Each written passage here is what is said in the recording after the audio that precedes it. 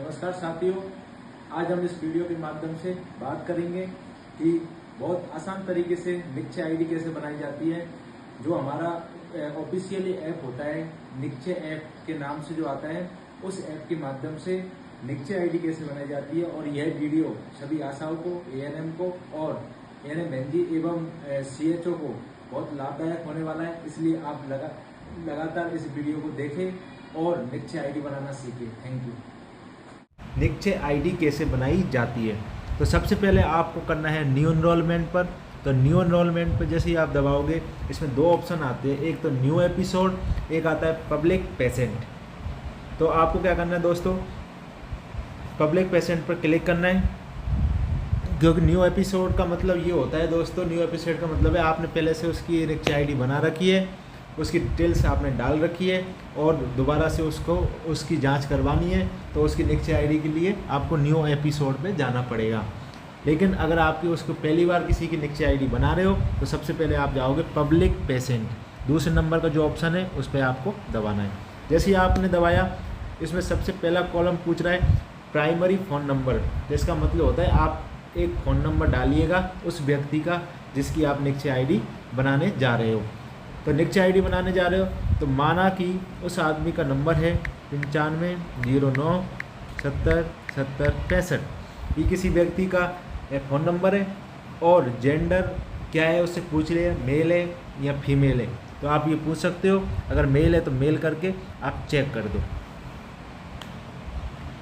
Check के button पर दबाना है। उसके बाद आपके पास ये वाला कॉलम आते हैं। इस कॉलम में आपको क्या करना है, पब्लिक सेक्टर पे पर्सन सेक्टर, पब्लिक सेक्टर पहले कॉलम पे और ऑटोमेटिक ही आ रहा है। दूसरा number type of case finding, passive है एक्टिव है, रूटीन प्रोग्राम में एक्टिव केस फाइंडिंग। तो हमको क्या करना है, देखो रूटीन प्रोग्राम अभी क्या एक प्रोग्राम चलते रहते हैं, जैसे एसीएफ का सर्वे चल रहा है, तो उस सर्वे में आपको ये पैसिव पे डालना है।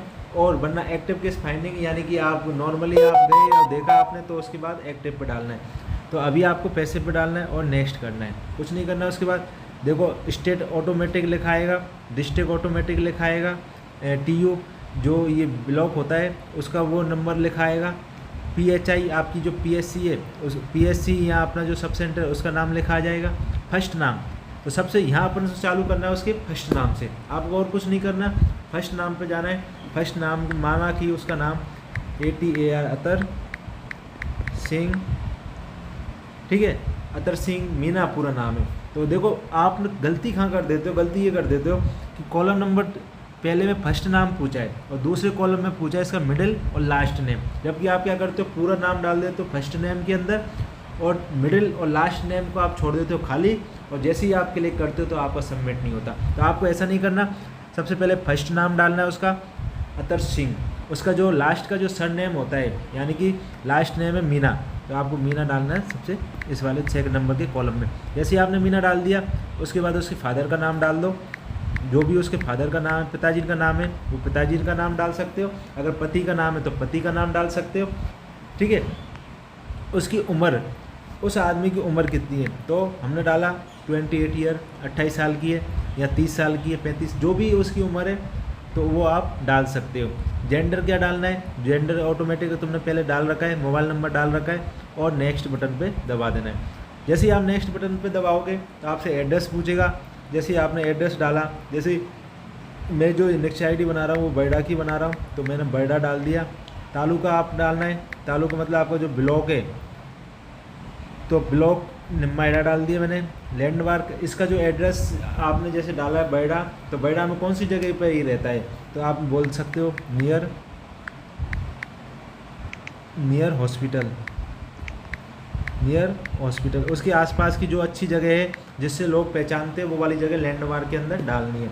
उसके बाद स्टेट आपको डला हुआ आएगा, डिस्ट्रिक्ट डला हुआ आएगा, निम्माड़ा डला, ये जो ब्लॉक डला हुआ आएगा। हेल्थ फैसिलिटी में, हेल्थ फैसिलिटी में हम जाते हैं, तो हेल्थ फैसिलिटी में हम देखते हैं, देखो हमारा जो सब सेंटर है हेल्थ वेलनेस सेंटर बरडा, जैसे हमने बरडा डाला तो वेलनेस बरडा आ गया। विलेज पूछेगा, इसमें विलेज कौन सा है, तो सब सेंटर का नाम डाल दिया हमने। उसके बाद डालना है आपको विलेज। तो मैं भाई बात कर रहा हूँ, तो इसमें क्या कर रखा है हमारा, अभी ये मैपिंग नहीं कर रखी, मैपिंग नहीं कर रही, तो आप पीएससी का नाम डालो। तो पीएससी का जो नाम है आपका मेरी पीएससी का नाम आता है केली, तो केली डाला। उसके बाद विलेज कौन सा आ रहा है, विलेज में डाल सकता हूँ इसमें बैडा, देखो मेरा गांव का नाम आ गया बैडा, बैडा विलेज डालना है। पिन कोड क्या है यहाँ का 312601 और नेक्स्ट बटन पर दबा दो। इसके बाद आपसे पूछेगा, देखो एरिया, मैरिटल स्टेटस, ऑक्यूपेशन और सोशियो इकोनॉमिक स्टेटस। आपको इनका हिंदी अर्थ पता होना चाहिए। एरिया मतलब कौन से एरिया में वो आदमी रहता है, कौन सा एरिया उसका मतलब कैसा एरिया है। तो आप देख सकते हो अननोन, आपको पता, अननोन का मतलब होता है आपको पता नहीं है। अर्बन स्लम, अर्बन मतलब शहरी में जो स्लम कच्ची बस्तियाँ जो होती है वो वाला। अर्बन मतलब आप शहर में रह रहे हो। रूरल मतलब आप गाँव के अंदर रह रहे हो। Tribal particularly vulnerable tribal group मतलब ऐसा ग्रुप, ऐसा कोई ट्राइबल ग्रुप है जो वल्नरेबल मतलब उसमें आ रहा है कि हाँ भाई ये एरिया ऐसा है कि इसमें बीमारी होती रहती है, यहाँ लोग बीमार रहते हैं, या फिर लोग ऐसी चीज़ों का उत्पादन कर रहे हैं वहाँ पर जिससे बीमारियाँ बढ़ सकती है, या फिर वो ऐसा कुछ खान पीन है उनका जिससे उनकी बीमारियाँ बढ़ सकती है। तो ये वाला एरिया आएगा। Tribal non particularly vulnerable tribal group, तो ये सारे ग्रुप। तो आपको एरिया के अंदर अननोन सेलेक्ट कर सकते हो, और जो सेलेक्ट करना है आप, जैसे रूरल, मैं गांव में रहता हूं तो रूरल का मतलब ग्रामीण इलाका आ गया। मैरिटल स्टेटस क्या है उसका, सिंगल है। मैरिड मतलब शादीशुदा है। अननोन मतलब आपको पता नहीं। तो आपको पता है कि अतर सिंह क्या है, सिंगल। ऑक्यूपेशन में क्या करना है, ऑक्यूपेशन में भाई, ऑक्यूपेशन में मतलब ये है कि उसका ऑफिस क्लर्क के, ऑक्यूपेशन मतलब उसका व्यवसाय क्या है, कार्य क्या करता है वो करना है अपना। तो ऑफिस क्लर्क डाल दो, या फिर आपने कुछ और डाल दिया कि housewife, unknown, new worker seeking, agriculture, sales, बहुत सारे ऑप्शन आ रहे हैं ना। तो आपको कुछ नहीं करना, आपको क्या है, अगर आपको नहीं पता है तो एक बार के लिए आप अननोन में डाल दो, ठीक है। उसके बाद सोशियो इकोनॉमिक स्टेटस क्या है। सोशियो इकोनॉमिक स्टेटस का मतलब होता है कि वो APL के अंदर आता है या BPL के अंदर आता है। तो आपको पता है, अगर मान चलो BPL में आ रहा है तो ठीक है, नहीं तो आप APL डाल दो। तो APL डाल दिया और उसको नेक्स्ट कर दो। लास्ट में आपसे पूछता है कि आप इसकी निक्च ID बना रहे हो, तो सिम्टम्स क्या थे, सिम्टम्स कौन कौन से आपको मिले।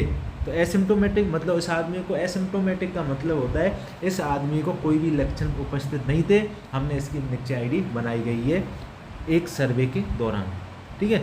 या फिर अगर उसको एसिम्टोमेटिक है तो ठीक है, सिम्टम नहीं है, लेकिन आपको लक्षण नहीं आए, लेकिन आपको लग रहा है कि ये आदमी तंबाकू खा रहा है, ये आदमी शराब का सेवन कर रहा है, ये व्यक्ति न्यूट्रिशन स्टेटस डिप्रेस्ड है, मतलब न्यूट्रिशन स्टेटस का लेवल जो है बहुत कम है, या फिर आप इम्यूनिटी पावर इसकी बहुत डिक्रीज है, या इसकी उम्र 30 साल से ऊपर है, या इसकी उम्र 60 साल से ऊपर है, या इसकी उम्र तो नॉर्मल है लेकिन इसको शुगर की बीमारी है, या BP की बीमारी है, या कोई कैंसर है, या पहले से TB है, या कोई भी ऐसी चीज़ जो आपको लगता है कि हाँ भाई इस आदमी को ये सारी बीमारियां है लेकिन अभी लक्षण नहीं आए लेकिन बीमार हो सकता है, ठीक है। तो ये सारी एसिम्टोमेटिक में आएंगे। Cough for more than 2 week, अगर उस आदमी को खांसी हो रखी है तो वो डाल सकते हो, बाकी आप एसिम्टोमेटिक डाल के नहीं सर्च कर सकते हो, तो आप डाल सकते हो कफ। अगर उस आदमी को खांसी आ रखी तो कफ डाला, कफ में क्लिक नहीं हो रहा, तो आप ये HIV स्टेटस एसिम्टोमेटिक डाल दिया आपने।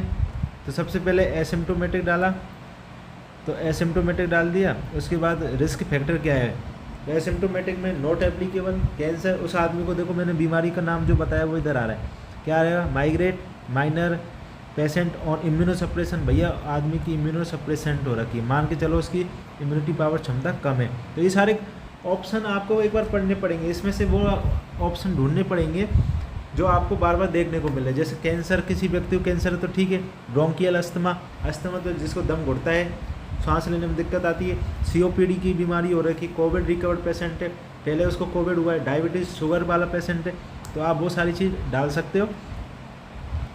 पेशेंट इम्यूनोसप्रेसेंट, हमने इम्यूनोसप्रेसेंट डाल दिया।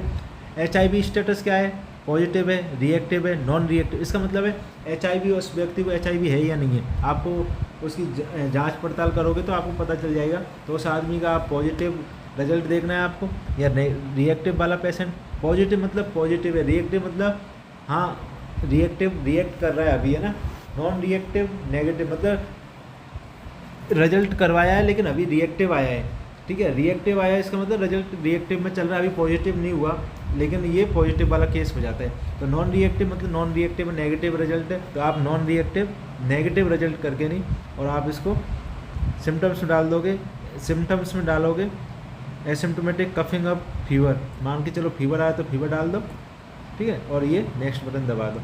Contact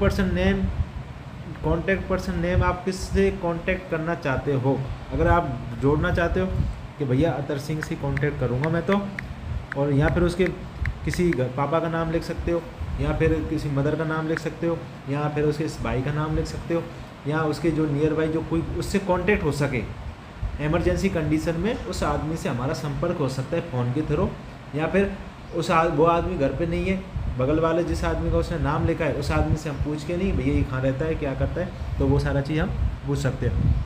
contact person phone number, contact person address, तो ये सारे ऑप्शन आप छोड़ सकते हो, कुछ नहीं करना आपको, इसमें छोड़ भी सकते हो और ऐड कर सकते हो। ऐड जैसे ही अपन ऐड करते हैं तो आपकी देखो आपको देखने को मिलता है I have feedback rate now, तो नो आई हैव फीडबैक मतलब अभी मैं फीडबैक नहीं देना चाह रहा, ठीक है।